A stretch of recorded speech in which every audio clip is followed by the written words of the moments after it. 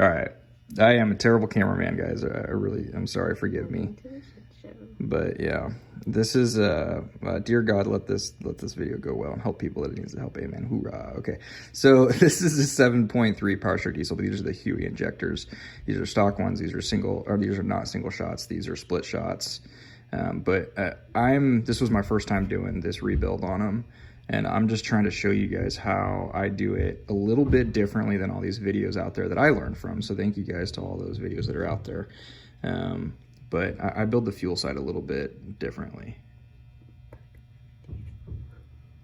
What? Nothing. Okay. Okay, so anyways, so you got your nozzle. I do. Mm-hmm. What are you doing there? I'm dropping in the pin. The needle, yep. The needle. Sure. Pin. Everybody's got The different vocabulary for all these parts. Okay, so real quick, we're going to show you something that most people don't show, and that's the holes on these to try and find where the dowels go.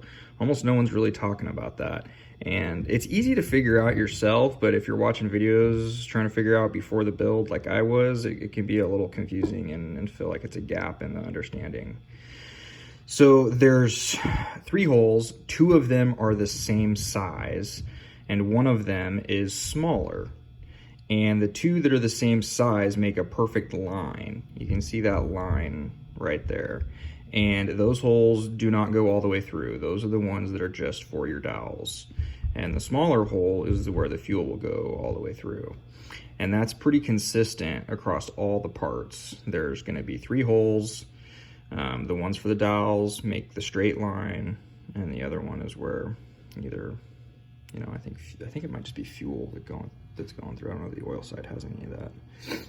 So anyways, yeah, those shorties go in, and next piece is the spacer. This is where, you know, already you're probably seeing that I do a little bit more of the build than most people before dropping it into the cap. Then your disc goes in. I like to always make sure there's 4 discs when you're pulling the injectors apart, because there's 4 discs. It flipped on me. And it just kind of helps me make sure I got all the parts. I think if I counted these correctly, if you include the O-rings that you cut off, 1 injector breaks down into 49 pieces.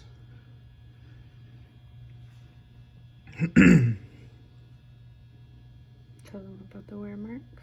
Yeah, I mean, that's stuff they can all learn from these other videos that are much more comprehensive than I really want this video to be. Really just wanted to show you guys this difference. That I really like doing it this way. Once you get it down by injector 2 or 3, because that's the thing, you got 8 of these that you're doing. It took us 8 hours to figure out the first injector, but once we got it down, you could do an injector in about 45 minutes. Still takes a long time. Just tear it down, clean it up, all that. So every little thing that makes it a little bit easier helps. With the dowels too, right here, something I don't see anybody really talking about, there are clearly 2 dowels that are black and 2 dowels that are shinier. Your shinier ones are for your fuel side. She builds that piece all on the bench too, so you're not holding discs and holding the check balls in the air. In case you drop anything, you just drop it right back onto the bench.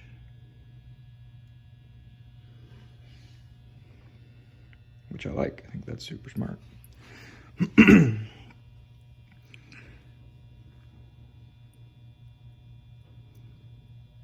Okay, so this is where it looks a lot different than any other video I've ever seen out there. I build it all the way to this part before we drop it in the cap. And if you do it correctly, it is much better, much faster, much easier. You're not having to mess with a bunch of tweezers. You know, magnetic screwdrivers do help, but it's just way easier. There is one major potential issue you have to watch out for.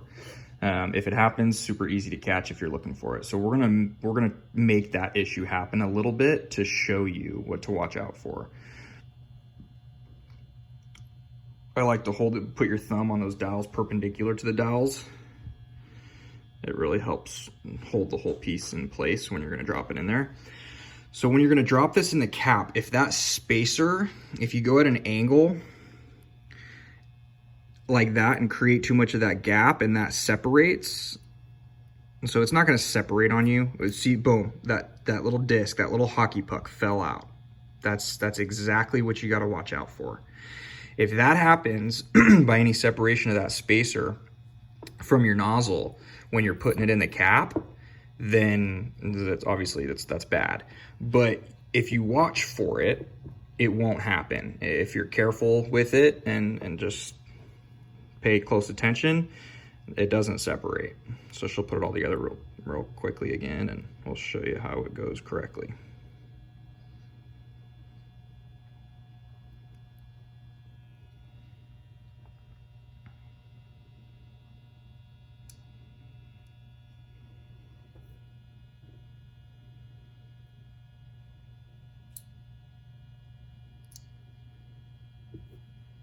Spraying first, yeah. Sorry, my bad. I realized I wasn't really paying attention too much the first time.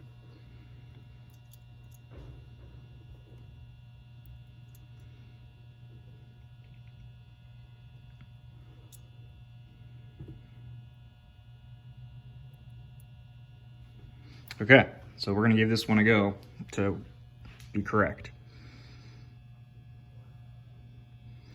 And we're just you just wanna keep that spacer contact with the, yeah, at this point there's just no videotaping it. She's just watching it, and it's a little bit of here, it's a little bit of feel, it's a little bit of all the above.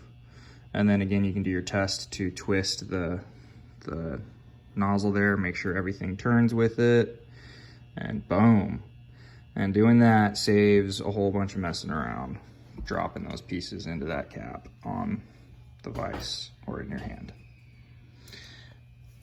Yeah, I think that's probably all we need to show. Like I said, I think that's the only thing I really want to cover.